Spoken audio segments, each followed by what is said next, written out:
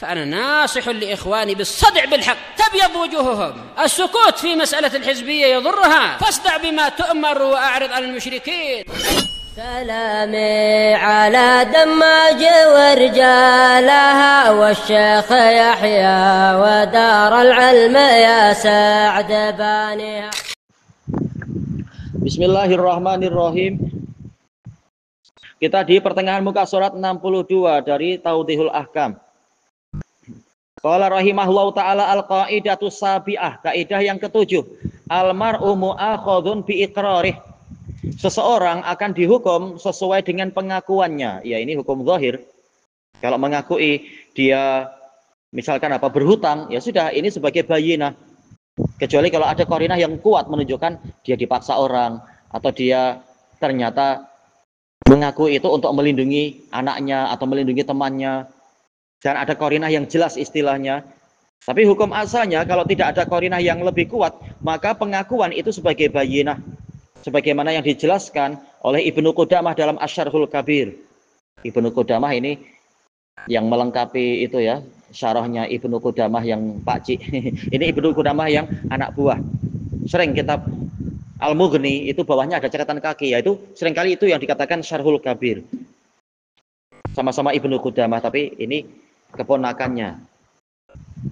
Anda lihat di lafadznya, di pembahasan yang sama, Ibnu Qudamah tidak terang-terangan mengatakan begitu, tapi kalam yang jelas disebutkan oleh oleh anak buahnya tadi, oleh keponakannya, bahwasanya ikrar itu adalah bayinah juga.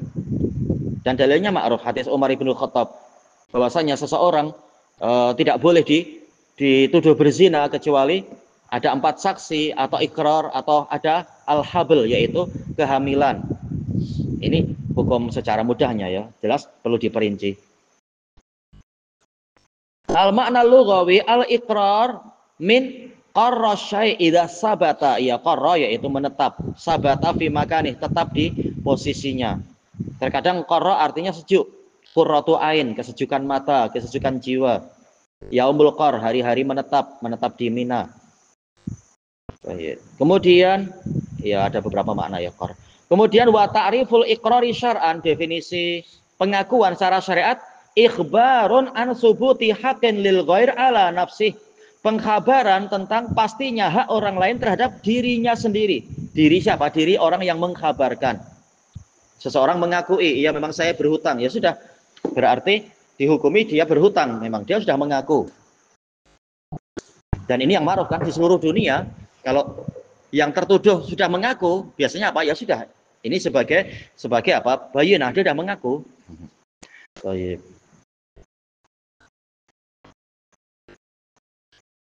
Hukmul iqrar, hukum pengakuan, annahu hujjatun mulzimah. Dia adalah argumentasi yang mewajibkan, alaman aqar, mewajibkan terhadap orang yang mengakui. Sudah mengaku ya sudah. Walaupun ini kalau di dalam pembahasan mustalah ada khilaf yang agak panjang. Ketika dibahas oleh Imam Abu Amr ibn Salah tentang bagaimana kita tahu suatu hadis itu palsu. Nah, di antaranya adalah penelitian. Memang terbukti rawinya sangat lemah atau sangat dusta sehingga hadisnya dihukumi palsu. Atau cara lain adalah pengakuan si pembuatnya, bahwasanya dia yang memalsukan. Ya rahmukallah. Cuma sebagian pensyarah mengatakan, bukankah mungkin saja ketika dia mengaku dia dusta, dia pendusta, mungkin saja pengakuannya juga dusta. Nah, ini dibahas oleh Al-Hafidh, masalah mungkin, tapi hukum secara zahir dia mengaku sudahlah. Untuk apa kita pening-pening? Mengaku bersalah sudah. Jangan karena engkau pendusta maka pengakuanmu dirimu dusta adalah dusta. Lalu bila selesai kalau macam itu? Baik, maka hukum zahir dia mengaku dalam keadaan tidak mabuk, tidak ada yang memaksa, maka sudah hukum zahir dia sudah mengaku sudah. Berarti itu jadi bayinah. Qal wa man ya'ti ala tariqih.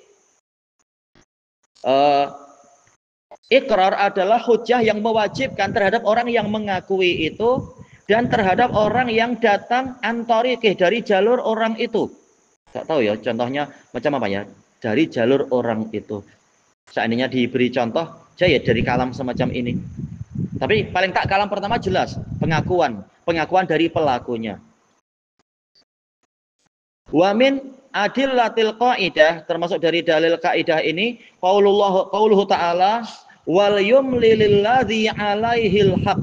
Hendaknya orang yang memikul hak ini alaihi, jadi saya yang berhutang, hak seringkali terkait dengan hutang karena ayat ini ayat hutang kan, ayat udain, yaitu orang yang alaihil haq, dia memikul hutang, yumlil, hendaknya dia mengimla, yaitu menyampaikan kepada juru tulisnya, saya berhutang begini, seperti yang dijelaskan oleh Ibnu Katsir. Wal yattaqillaha rabbah, hendaknya dia bertakwa kepada Allah Rabbnya. Kalau emang hutang 1000, bilang 1000, jangan bilang hutang 800. Baik. Wala yabkhas minhu syai'a, janganlah dia mengurangi dari hak tadi, hutang tadi sedikit pun. Menunjukkan pengakuan dia yang tertulis itu sebagai bayinah untuk dipegang oleh si pemilik apa istilahnya? Pemilik hutang kah? Yang pemilik duitnya. Dipanggil pemilik hutang atau apa? Pemberi hutang. Pemberi hutang. Nah, itu lebih sesuai, Pak. Pemberi hutang. Nah, kalau pemberi hutang sudah pegang surat itu, maka ini sudah sah sebagai bayinah. Orangnya sudah mengakui ini tulisan dia atau ada cap dia misalkan atau semacam itu. Kecuali kalau ada qarinah yang lain, pembahasannya jadi lain. Harus ada kopi sih. Apa? Harus ada kopi. Nah, itu lebih baik. Masing-masing pihak pegang. Bagusnya 3. Yang memberi hutang, yang berhutang, dan saksi. Ada saksi. Atau paling tak juru tulisnya juga. Jadi sekarang sudah biasa ya, para peguam penulis-penulis itu, mereka juga ada data. Baik. Agar tidak ada persengketaan. Untuk meminimalkan persengketaan. Jadi ada 3 salinan. Baik. Kemudian wajah fi ba'dil ahadits la udhra liman aqar. Tak tahu saya atau tidak. Tidak ada uzur untuk orang yang sudah mengaku. Wal hadis wa illam yu'lam lahu asal. Hadis ini walaupun tidak diketahui sanadnya, illa annahu sahihul makna. Iya, maknanya jelas betul. Walaupun prakteknya ya perlu dilihat beberapa sudut pandang atau beberapa parameter. Karena ada pembahasan panjang. Orang yang sudah mengaku kemudian dia menarik diri, boleh tidak? Yang betul boleh. Sebagaimana hadis muttafaqun alaih tentang Ma'is bin Malik itu. Ketika dia mengakui berzina, ketika dia mulai dirajam, dia lari. Kemudian dikejar oleh para sahabat sampai akhirnya berhenti dan dirajam sampai mati. Kemudian Nabi menanyakan, kenapa kalian tidak melepaskan dia tatkala dia lari? Karena apa? Larinya dia menunjukkan dia mengundurkan diri dari pengakuan. Selama tidak ada bayinah yang lain, maka dia boleh membatalkannya, masalah dusta di sisi Allah. Tapi kalau orangnya menarik diri dari pengakuan, kita tak ada bayinah yang lain, diterima itu. Masalah dosa urusan lain ya, dia dosa sumpah palsu misalkan atau apa. Tapi hakim sesuai dengan dohirnya, kalau orangnya rujuk dari pengakuan, diterima rujuknya dia. Kalau tidak ada bayinah yang lain dan semacamnya. Makanya hadis ini memang di berbagai kitab fikih tidak dipopulerkan karena memang akan menimbulkan keanehan. Tapi paling tidak, yaitu pengakuan memang bayinah. Pengakuan adalah bayinah. Cuma kalau dia mundur dari pengakuan, tak boleh malah dikejar lagi. Sementara kita tidak ada bayinah yang lain yang menunjukkan dia bersalah. Kayak dia mencabut persaksian misalkan atau mencabut pengakuan. Masalah dosa itu dia dengan Allah. Dalil akli huwa rujhanu sidqil muqirri ala kadzibih.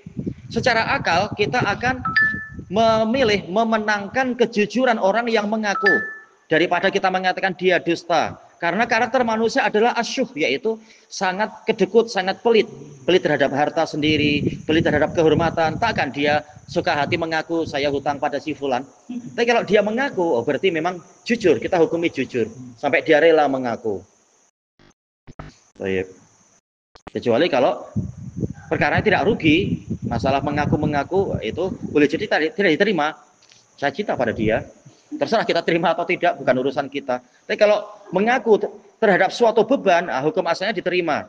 Ya saya memang hutang puasa 3 harian, bayar hutang.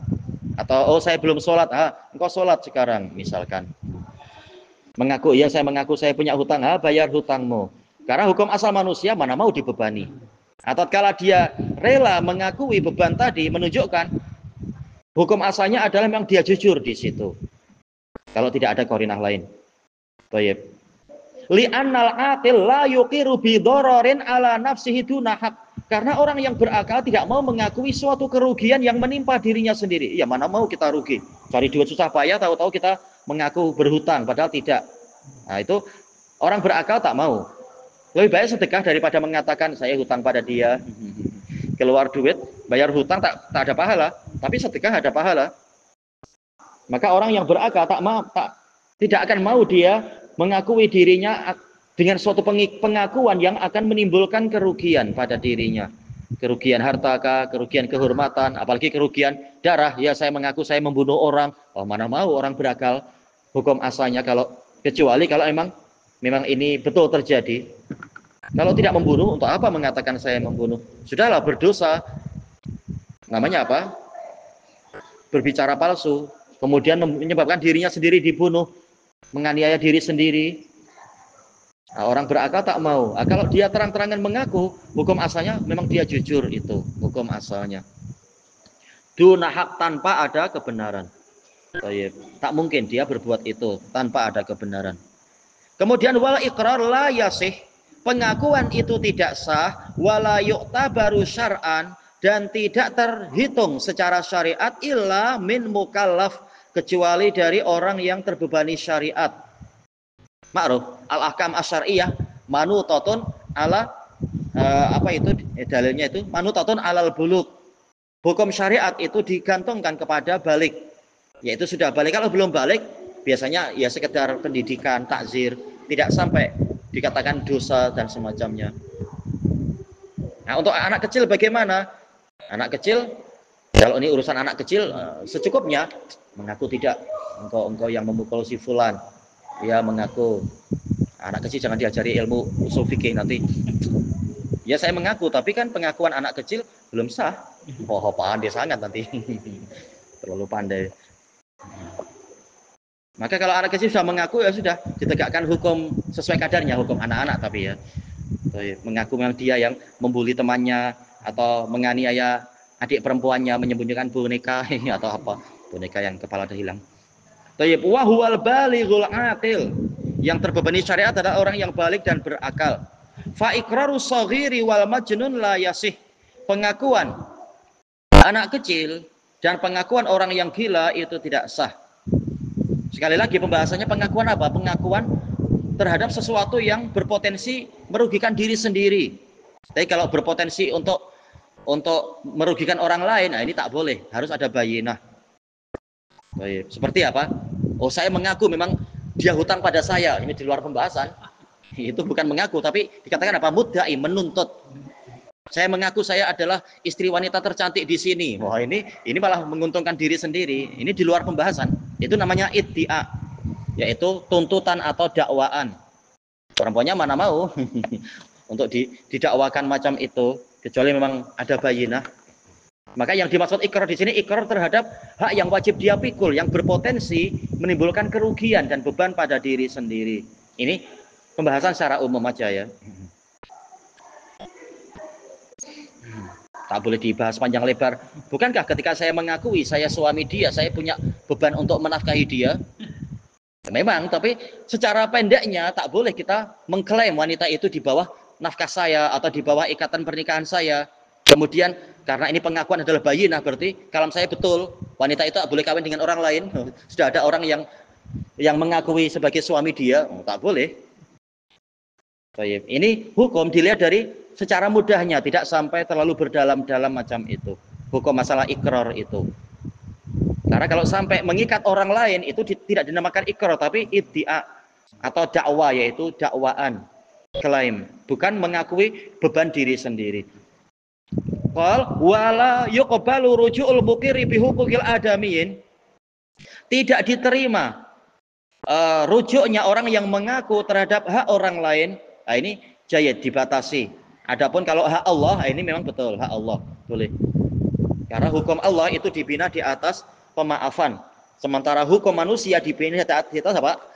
Asyuh, yaitu masing-masing ingin menarik keuntungan diri sendiri. Untuk hak Allah, Allah mudah memaafkan. Kenapa untuk hak manusia tak boleh rujuk setelah mengakui memang saya misalkan apa? memang saya mengakui saya sudah bernadar, saya berjanji akan membebaskan hamba saya yang ini. Kemudian merujuk kembali boleh tak? Tak boleh.